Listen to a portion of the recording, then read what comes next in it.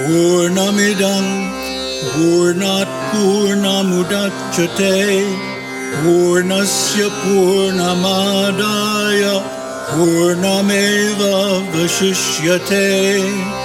Om Shanti Shanti Shanti.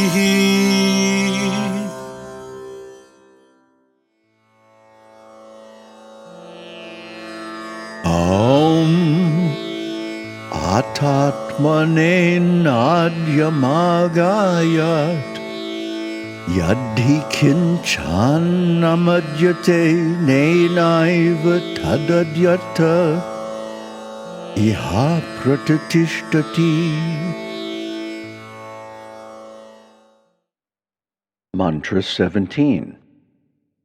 Next, it secured eatable food for itself by chanting, or whatever food is eaten by the vital force alone, and it rests on that.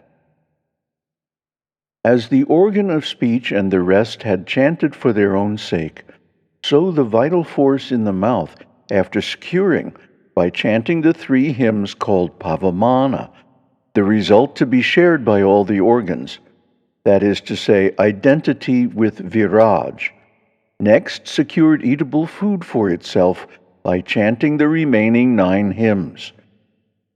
We have already said that according to the Vedas, the priests get the result of a sacrifice. How do we know that the vital force secured that eatable food for itself by chanting? The reason is being stated. For whatever food in general is meant, is eaten by creatures in the world, is eaten by the vital force, anna, alone. The particle he, for, denotes a reason. Anna is a well-known name for the vital force.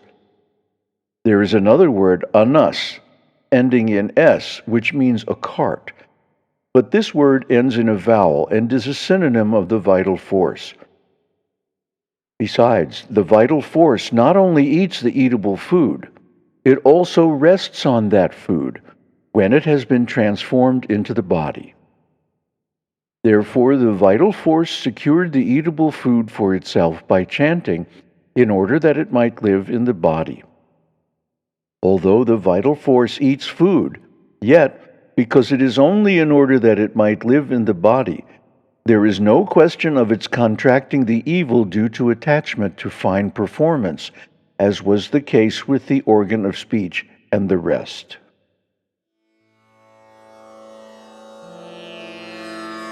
Om Te Deva Abruvan Etavadva Idang Sarvang Yadannam Tadatmana Agasi Anunosminanna Abhajasveti Te Vaima Bhishang Vishateti Tateti Tang Samantang Parinya Vishanta Tasmad Yadanena Namati Tenaitas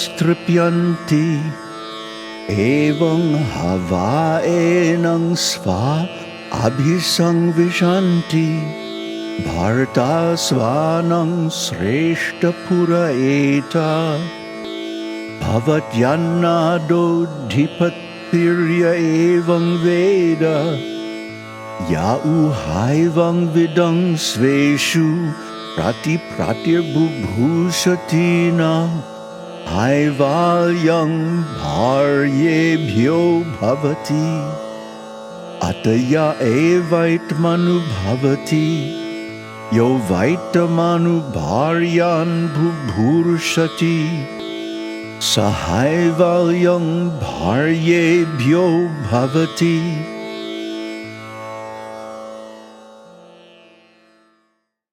Mantra 18. The gods said, whatever food there is just this much, and you have secured it for yourself by chanting. Now let us have a share in this food. Then sit around facing me, said the vital force. All right, said the gods, and sat down around it. Hence, whatever food one eats through the vital force satisfies these. So do his relatives sit around facing him who knows thus, and he becomes their support, the greatest among them and their leader, a good eater of food and the ruler of them. That one among his relatives who desires to rival a man of such knowledge is powerless to support his dependents.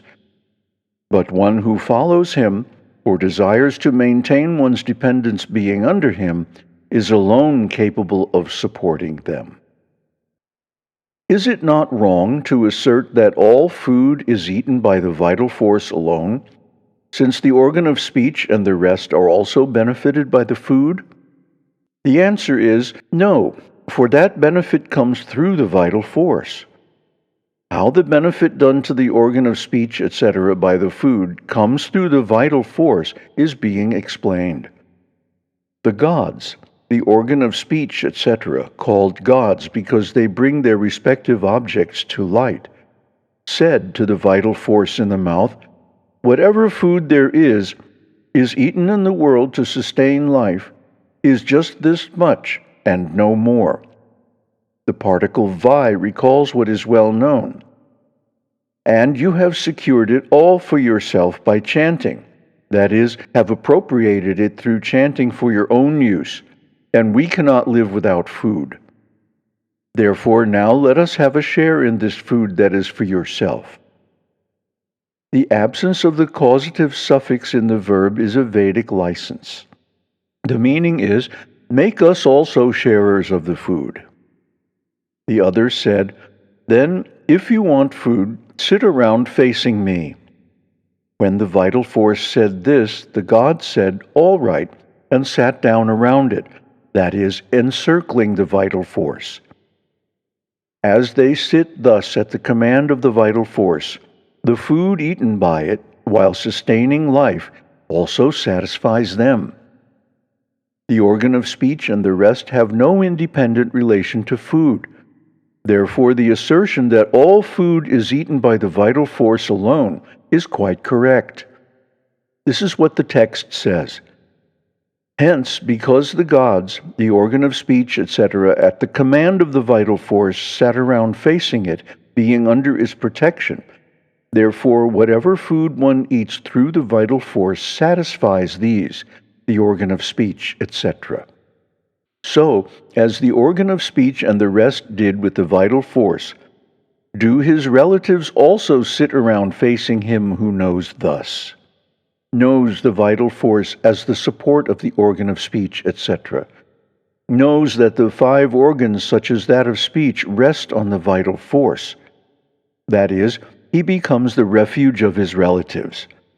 And with his food he becomes the support of his relatives who sit around facing him, as the vital force was of the organ of speech, etc. Also the greatest among them and their leader, as the vital force was of the organs. Further, a good eater of food, that is, free from disease, and the ruler of them, an absolute protector or independent master, just as the vital force was of the organ of speech, etc. All this result comes to one who knows the vital force in the above way. Moreover, that one among his relatives who desires to rival a man of such knowledge, that is, the knower of the vital force, is powerless to support his dependents, like the Asuras who had rivalry with the vital force. But among his relatives, one who follows him, this knower of the vital force, as the organ of speech and the rest did the vital force, or who desires to maintain one's dependence being under him, just as the organs desired to support themselves by following the vital force, is alone capable of supporting them, and none else who is independent. All this is described as the result of knowing the attributes of the vital force. Namaste. So the vital force is that which digests food. Food here has a double meaning because, don't forget, this is an allegory. So the organs represent both the physical bodily organs and the gods, because they are connected through the elements, the five elements of earth, water, fire, air, and space. So when it is said that the organs surrounded, or the gods surrounded the vital force and sat around and shared the food, it means two different things. It means, number one, the ordinary food, which is digested by the vital force. The vital force is the Vaishvanara fire, that fire in the stomach that digests the food and makes it available to all the other organs. And in another sense, the vital force is that which carries the organs or the gods beyond death. And that is the food that it shares with them in that sense.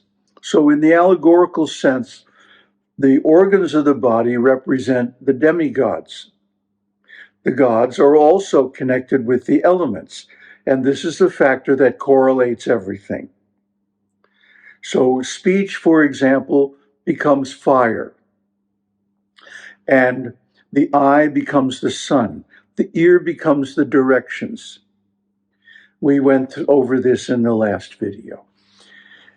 That means that every natural force is in some way a reflection of prana. The vital force, prana, chi, or ki, whatever you want to call it, is that which sustains life. And without it, life cannot go on. Why? Because the organs have a natural tendency to fall down into evil, which means suffering. Isn't it? If the organs are separated from the vital force, they die. And this causes suffering. For example, so many people nowadays get heart disease, cancer, diabetes, and so on. Why? Because the vital force is not flowing. The key channels or the nadis are not open. And so the vital force cannot flow. And this comes mainly from social inhibitions. There are so many rules in society. You can't do this, you can't wear that, you can't say this, you can't talk about that. So many things that this suppresses the vital force by suppressing speech, the vital force in the mouth. Communication is the most important psychological factor in all forms of disease, psychosomatic or otherwise, because it is a symptom of oppression or repression of the vital force. Therefore, the yoga scriptures and the yoga exercises have the aim of opening the channels of the vital force, opening the nadis to the flow of prana throughout the body, and also qigong, the Chinese yoga that is derived from pranayama, the fourth step of the yoga process. Yama, niyama, asana, pranayama. So the function of the asana is simply to act as a stable seat while one cultivates the vital force through the breath. That's the meaning of pranayama. Not that one simply breathes like a bellows,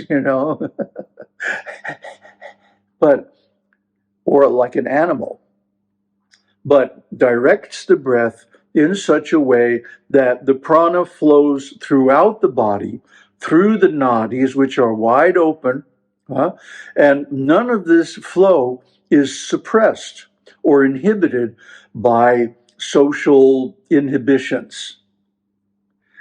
So this is very important, because the next step is pratyahara, or withdrawal of the senses from their objects. The senses are contaminated by evil because they have a tendency to be attached to their objects and also to keep their fine functioning for themselves. This is discussed in the previous mantras. So the vital force is immune to this. Why? Because it shares its food with all the other organs. And indeed, if it does not, the other organs can't exist. They can't survive.